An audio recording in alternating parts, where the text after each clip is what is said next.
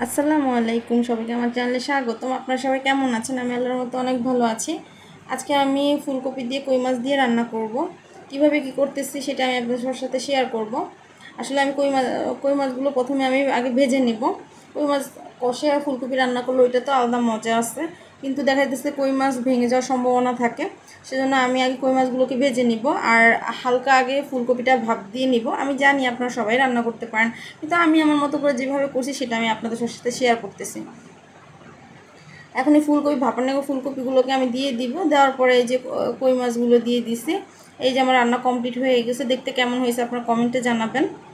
আপনারা যদি আমার ইউটিউব চ্যানেল নতুন হয়ে থাকেন তাহলে প্লিজ চ্যানেলটা সাবস্ক্রাইব করে দিবেন, ফেসবুক পেজ থেকে ফলো দিবেন, লাইক দিবেন, শেয়ার করে অন্যকে দেখার সুযোগ করে দিবেন।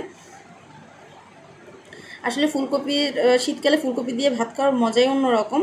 এই দেখেন আমার দুপুরের খাবার রেডি হয়ে গেছে। দুপুরের খাবার খেতে কেমন হয়েছে আপনারা কমেন্টে জানাবেন। আল্লাহ হাফেজ।